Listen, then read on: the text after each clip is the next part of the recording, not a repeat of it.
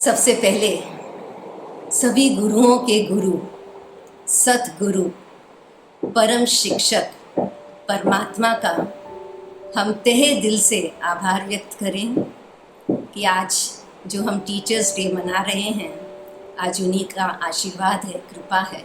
आप सभी को ever ever happy teachers day. Salutation से आप सभी को वंदन है, आप सभी का अभिनंदन है और नमन करते हैं आप सभी को, क्योंकि आप सभी परमात्मा के विद्या मंदिर के विद्या देव और विद्या देवियाँ हैं।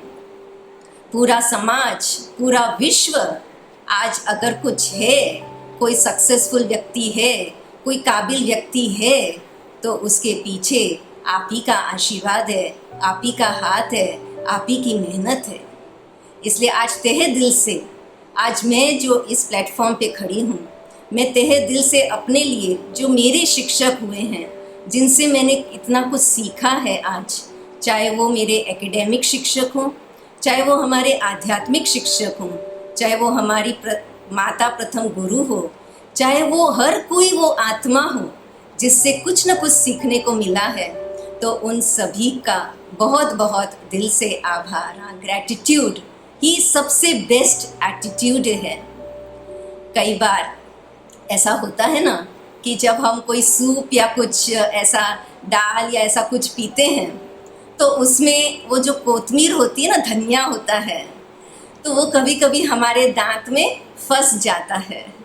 और जब वो दांत में फंस जाता है तो हमारी जीभ जो होती है ना, वो उसी के पीछे उधर ही चली जाती है, बार बार उसी तरफ जाती रहती है। तो कहीं ऐसा तो नहीं हो रहा है कि चाहे कोरोना का कारण कहो, चाहे कोई दूसरी परिस्थिति का कारण कहो, कि हमारा मन कहीं पे अटका हुआ है या कहीं लटका हुआ है या कहीं भटका हुआ है? अगर ऐसा है तो थोड़ा पॉज कर लें, थोड़ा पॉज करें और एहसास करें कि वो एक ही तो दांत है जहाँ पे कोतमीर फंसी हुई है, बाकी के जो 31 दांत है वो तो बहुत अच्छे हैं। आभार व्यक्त करें उनका।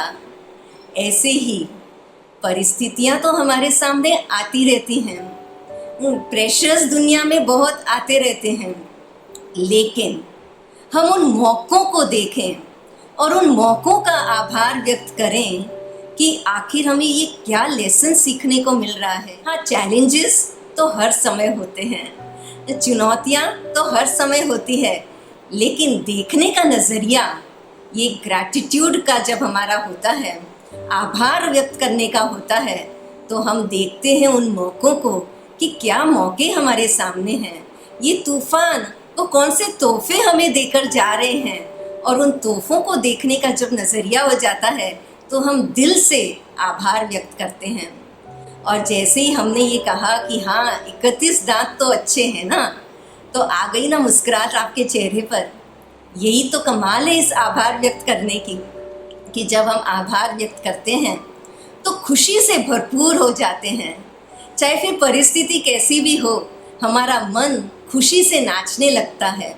और जब मन खुशी से नाचने लगता है तो वो जो हाईएस्ट लेवल एनर्जी जो हमारे मन में क्रिएट होती है, वो एक ऐसा एंटीडोट का काम करता है जो हमारी सारी संघर्ष, सारे दुख, सारे दर्द को भुला देता है और हमारे इम्यूनिटी लेवल को भी बढ़ा देता है। फिर कोई हिम्मत कि कोई कोरोना हो या कोई दूसरी बीमारी हो जो हमारे सामने आए या हमसे लड़े। इसके लिए आभार व्यक्त करते जाएं। आभार, हर समय हम आभार व्यक्त करें। आप सोचिए, बचपन से, छोटेपन से हम बड़े हुए, तब ऐसे कितने सारे लोग हमें मिले जिनके कारण हमें कितनी खुशियाँ मिली, जिनके कारण हमारे जीवन में जो अगर आंसू थे वो आंसू भी चले गए और हमारे होठों पे मुस्कान आ गई। ऐसे कितने मौके थे जहाँ पे हमें हमारी आंतरिक शक्तियों को इस्तेमाल करने का मौका मिला।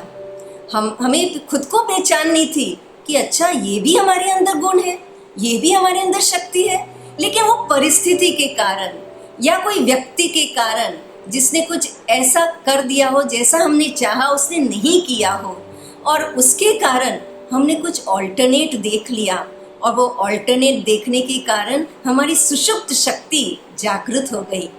तो ऐसे कई ऐसे अमेजिंग हम कहें व्यक्ति हैं, और आज विशेष तो हम हमारे शिक्षकों को याद करेंगे।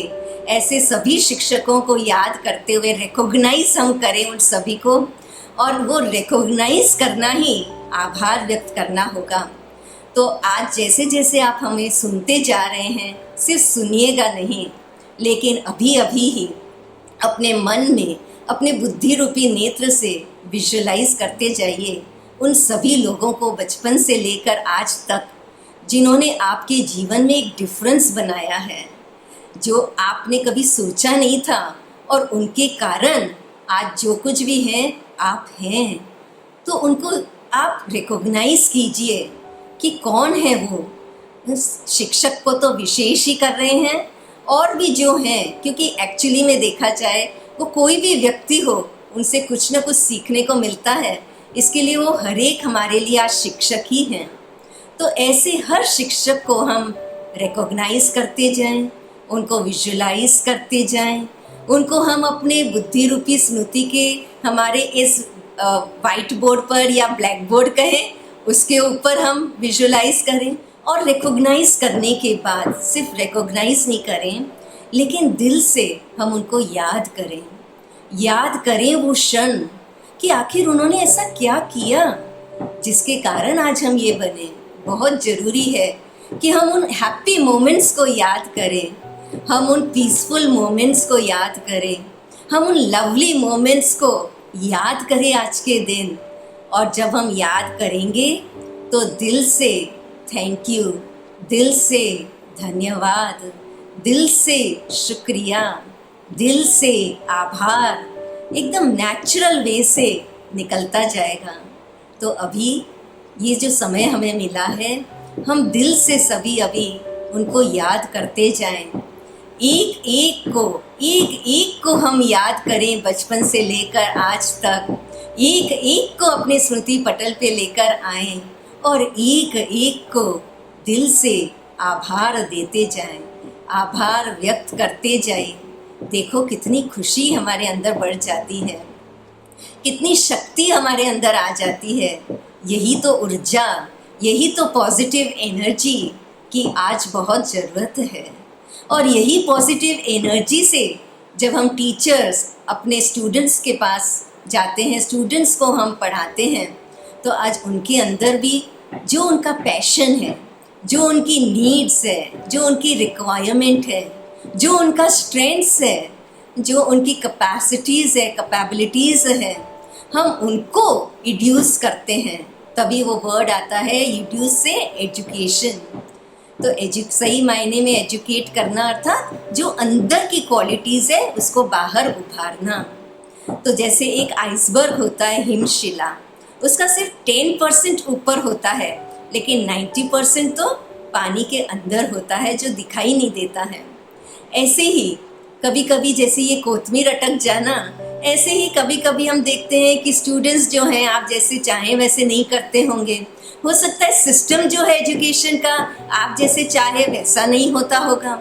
हो सकता है परिस्थितियाँ ऐसी है जैसे कोरोना हो या और कोई परिस्थिति हो जिसके कारण हम जैसा चाहें वैसा नहीं होता होगा।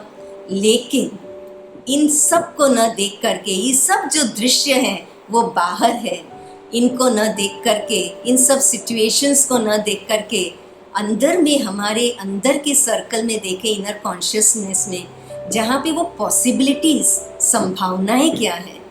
बाहर दृश्य को देखेंगे तो सब कुछ असंभव है, लेकिन हम अपने भीतर झांककर अपने अंदर शक्तियों को देखें तो सब कुछ पॉसिबल है। आई एम पॉसिबल, कुछ भी इम्पॉसिबल नहीं है। तो इस प्रकार से वो पॉसिबिलिटीज़ को देखें।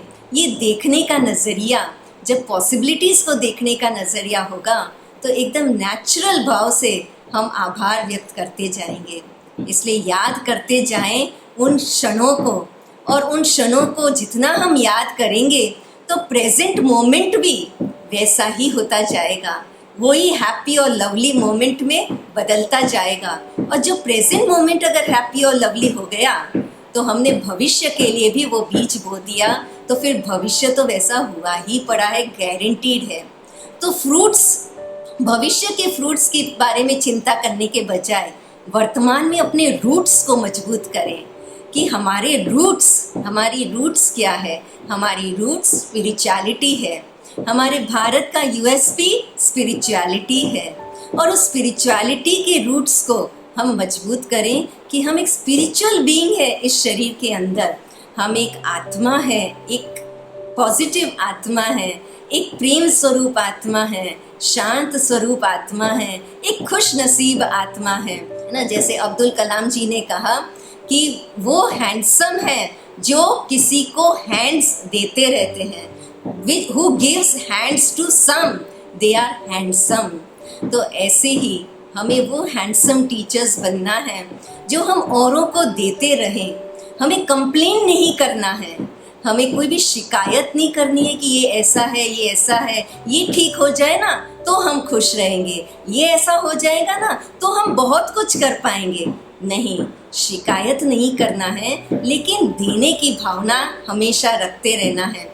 जितना हम देने की भावना रखेंगे, ऑटोमेटिकली हमारे अंदर आभार व्यक्त होना शुरू हो जाएगा।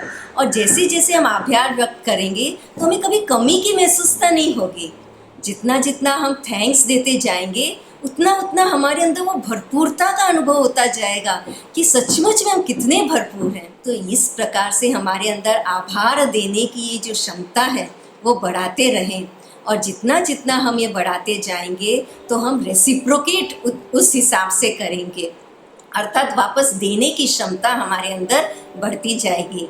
इसलिए रिकॉग्नाइज करें, रिमेंबर करें और रेसिप्रोकेट करें। और जब इस प्रकार से हम करेंगे तो हम देखेंगे कि हम सिर्फ कंटेंट पर ध्यान नहीं देंगे कि हमें ये सिलेबस कंप्लीट करना है, इसको करना है, लेकिन हम इंटेंशन पर ध्यान देंगे कि हमारा इंटेंशन क्या है। हमारा इंटेंशन जो है वो एक स्टूडेंट के कैरेक्टर को बिल्ड करना है, उसको बदलने का नहीं है, लेकिन उसके कैरेक्टर को बिल्ड करने का इंटेंशन है।